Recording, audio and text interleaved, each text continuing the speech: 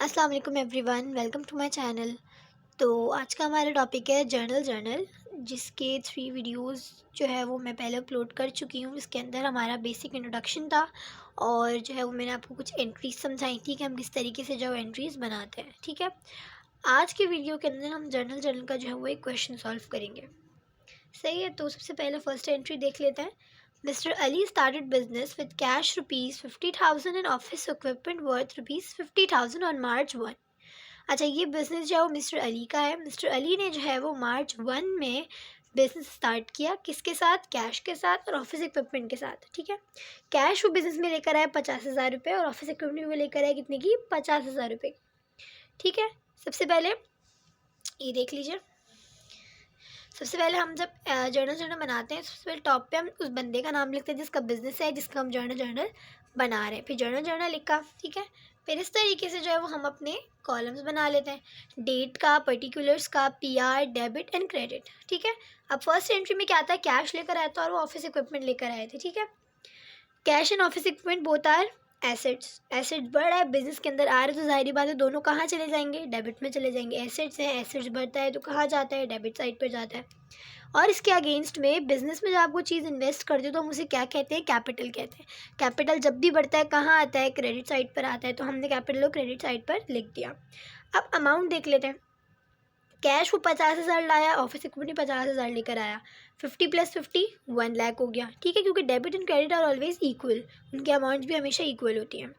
और फिर नीचे नरेशन, मैंने आपको बताया था नरेशन किसे कहते हैं? हम जब ट्रांजेक्शन को अपनी वर्ड्स में थोड़ा सा चेंज करके लिख देते हैं कि हमने इस ट्रांजेक्शन में या इस एंट्री में क्या करा है।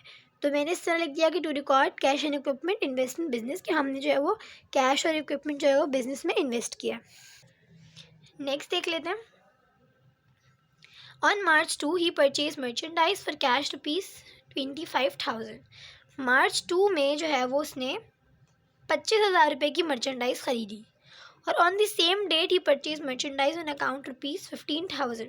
और उसी दिन जो है वो उसने एक और मर्चेंडाइज़ ख़रीदी ऑन अकाउंट पे 15,000 की। यानी कि देखिए क्या बोल रहे हैं इस ट्रांजेक्शन के अंदर कि मिस्टर अली ने जो है वो March 2 को 25,000 रुपये की मर्चेंडाइज़ ख़रीदी कैश पर और 15,000 की ख़रीदी उन्होंने उधार पर।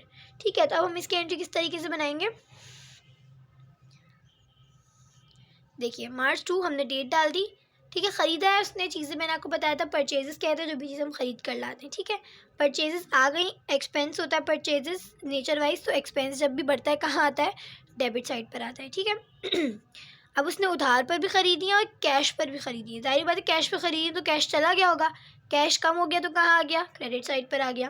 और उधार हमारा बढ़ गया, अकाउंट पेबल हमारी लाइबिलिटी है, लाइबिलिटी बढ़ गई। लाइबिलिटी जब भी बढ़ती है कहाँ आती है? क्रेडिट साइड पर आती है। ठीक है, ये हमने तीनों इस तरीके से रिकॉर्ड कर लिया। अब इधर अमाउंट देख लेते हैं। 25,000 रुपये का वो कैश पे लेकर आया था और 15,000 रुपये का अकाउंट पेबल पे लेकर आया था। जब हमें दोनों की अमाउंट प्लस की तो टोटल उसने कितने की परचेजेस ख़रीदी है? 40,000 की परचेजेस वो ख़रीद कर लाया है। ठीक है, और हमने यहाँ पे नरेशन लिख दी, to record goods purchase on cash and on account, कि हमने चीज़ें ख़रीदी हैं कैश पर भी और ऑन अकाउंट पर भी। ठीक है, चलिए अब नेक्स्ट एंट्री देख लेते हैं। On March 3 he purchases office supplies for cash. March 3 को उसने कुछ ऑफिस सप्लाईज खरीदी कैश पर। ठीक है, ऑफिस सप्लाईज जो है वो हमारा एसेट होता है। एसेट जब भी बढ़ता है कहाँ आता है? डेबिट साइड पर आता है।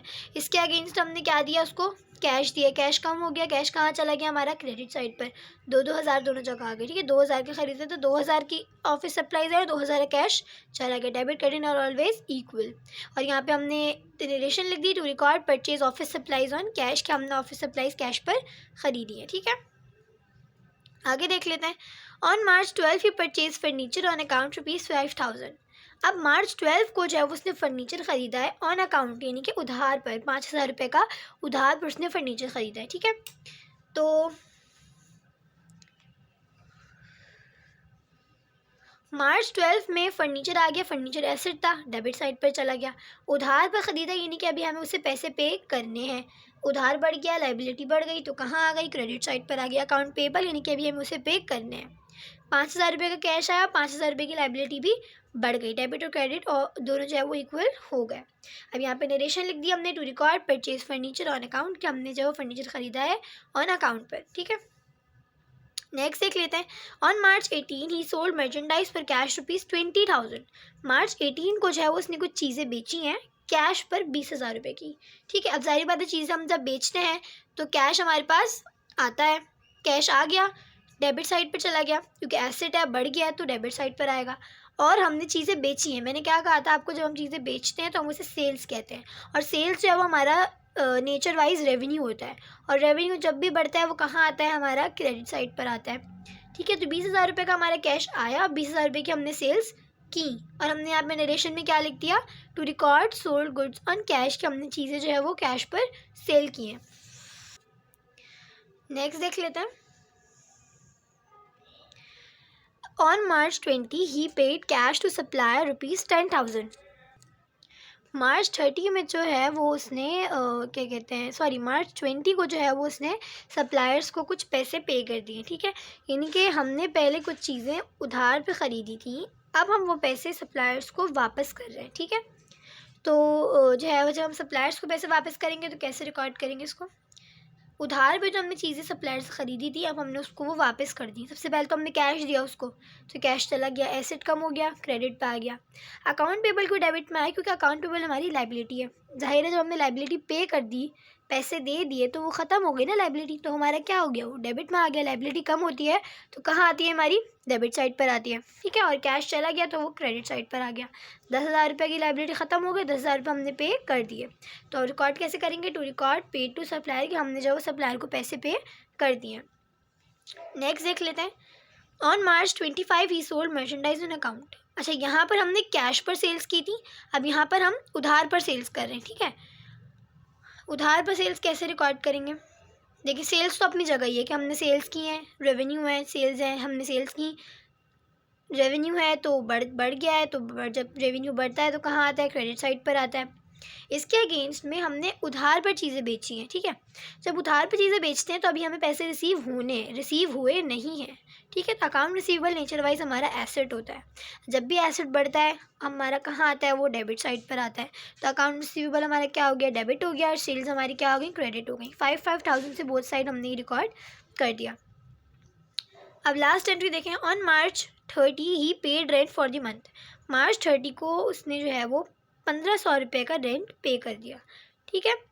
1,500 रुपये का जब हम रेंट पे किया उसने, अच्छा यहाँ पर किसी भी तरह का एक्सपेंस हो सकता है, ठीक है। यहाँ पे रेंट एक्सपेंस की एंट्री हम बनाएंगे, क्योंकि उसने रेंट पे किया, उसका खर्चा था, ये एक्सपेंस कहलाएगा ये। लेकिन यहाँ कोई सा भी एक्सपेंस हो सकता है, उसने इंश्योरेंस पे की, इंश्योरेंस एक्सपेंस हो गया, या कोई सा भी रिपेयर एक्सपेंस हो गया, उसने कोई चीज़ रिपेयर करवाई, तो कोई सा भी एक्सपेंस यहाँ हो सकता है, ठीक है।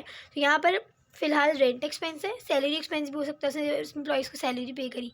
खैर यहाँ पे रेंट एक्सपेंस है, रेंट एक्सपेंस है, एक्सपेंस बढ़ता है तो कहाँ आता है, डेबिट साइड पर आता है। और इसके बदले उसने क्या दिया, कैश दिया, कैश जो है वो कम हो गया, कैश चला गया। जब भी कैश कम होता है, एसेट कम होता है, कहाँ आता है, वो क्रेडिट साइड पर आता है, ठीक है। तो इसकी नरेशन हम ऐसे बना लेंगे, to record paid rent on cash, कि हमने जो है वो कैश पर अपना रेंट पे कर दिया, 1,500 इधर, 1,500 इधर आ गए, ठीक है। तो ये था हमारा क्वेश्चन जर्नल का। अब ये रिक्वायर्ड में देखिए क्या लिखा है कि to record the above transaction in journal के ऊपर वाली ट्रांजेक्शन्स को वो जर्नल में रिकॉर्ड करना है, जो कि मैंने आपको करके दिखा दिया कि किस तरीके से हम इन ट्रांजेक्शन्स को जो है वो रिकॉर्ड करेंगे जर्नल के अंदर, ठीक है। तो वीडियो अच्छी लगे तो वीडियो को लाइक कीजिएगा और चैनल को सब्सक्राइब कीजिएगा, और मुझे कमेंट में बताइएगा कि आपको वीडियो कैसा लगा। Thank you.